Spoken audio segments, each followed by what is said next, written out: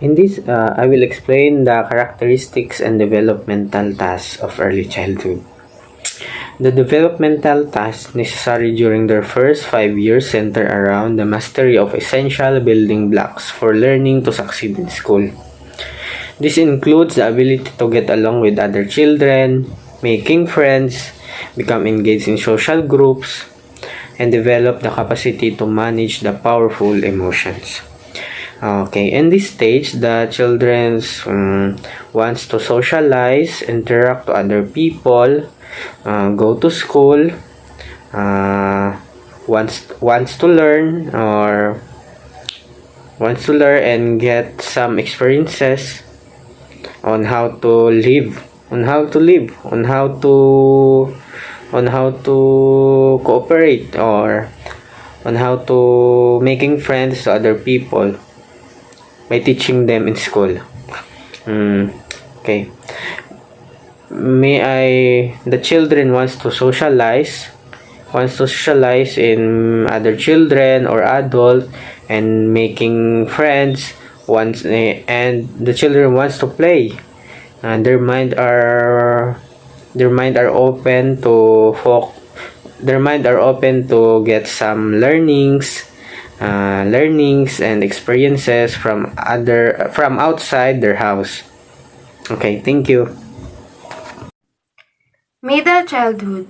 A child's developmental path in their middle childhood years between 6 and 12 years of age contribute substantially to the adolescence and adult they will become. So sa middle childhood, dire nag-umpisa ang developmental path sang bata sa nagaedad sa 6 and 12 years of age. Kag diri man ang mga bata nga mabalaan nila kung ano sila klase ka tao nga maabtan nila sa sunod nga sa future.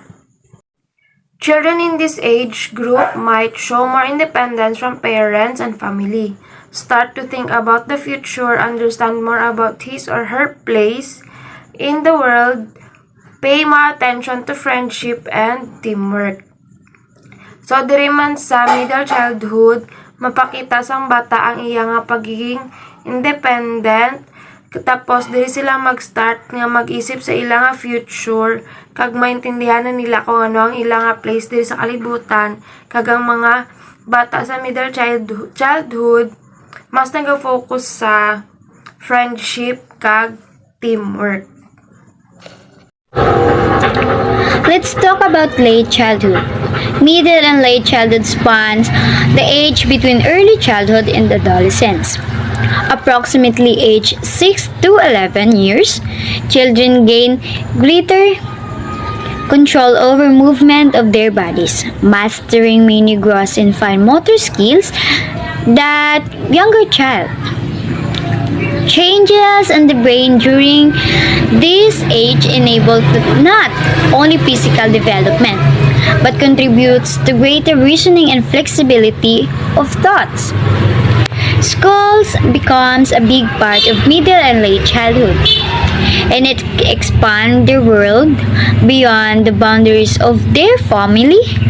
Pairs starts to take center stage, often promoting changes in their parent-child relationship. Peer acceptance also influences children's perception of self and may have consequences for emotional development beyond these years. Adolescence is the period of transition between childhood and adulthood. Children who entering adolescence are going through many changes: physical, intellectual, personality, and social developmental. Adolescence begins at puberty, which now occurs earlier on average than in the past. The end of adolescence is tied to social and emotional factors and can be somewhat ambiguous. An adolescent may grow several inches in several months, followed by a period of very slow growth, then have another growth spurt. Changes with puberty, sexual maturation may happen gradually, or several signs may become visible at the same time. Okay, let's talk about early adulthood. The life stage called early adulthood defines individuals between the age of 20 and 35, who are typically vibrant, active, and healthy, and their focuses on friendship, romance, childbearing, and careers. Yet serious conditions such as violent event, depression, and eating disorder can negatively impact young adults. The physical changes of early adulthood is female reach their adult height by 18, and except for some males who continue to grow in their early 20s, most have reached their adult heights by the age of 21. However, muscles continue to gain mass, especially among males, and both gender continue to add body fat. Average weight gain for both women and men is about 15 pounds. Death rates due to disease are low in this life stage, but the rate of violence-related death is high. A 2005 report by the Centers for Diseases Control and Prevention, or CDC, National Violence Death Reporting System, states that violent death is highest for people aged 20 to 24, and overall men are more likely than women to die violently. Violent death includes homicides, suicides, and motor vehicle death. So, ang topic ko po ay late adulthood. So, ang late adulthood ay nag-uumpisa sa 65 hanggang sa mamatay. Late adulthood spans the time when we reach our mid-60s until death. This is the longest developmental stage across the lifespan. Later adulthood is the final stage of adulthood that begins at the age of 65.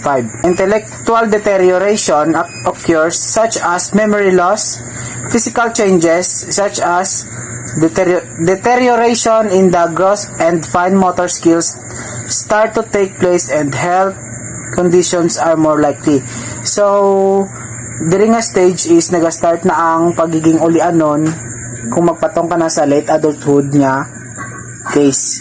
Malipaton. Adulthood, in the period in the human lifespan in which full physical and intellectual maturity have been attained. Adulthood is commonly thought as a beginning at age 20 or 21 years. Middle age commencing about 40 years is followed by old age about 60 years. In later adulthood, a variety of psychological changes may occur, including some degree of atrophy of the brain and a decrease in the rate of neural processes. The respiratory and circulatory systems are efficient, and changes in the gastrointestinal tract may lead to increased constipation.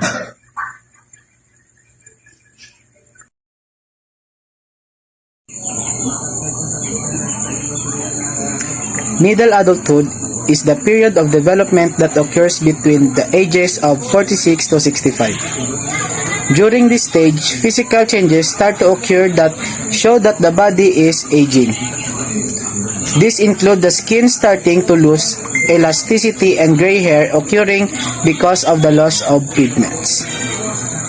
Middle age is the period of age beyond young adulthood but before the onset of old age.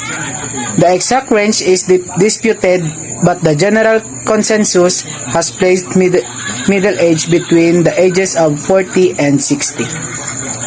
This phase of life is marked by gradual physical, cognitive, and social changes in the individual as they age. The adult brain seems to be capable of rewiring itself well into the middle age, incorporating decades of experiences and behaviors. Research suggests, for example, the middle age mind is calmer, less neurotic, and better able to sort through social situations. Some middle-agers even have improved cognitive abilities. Man.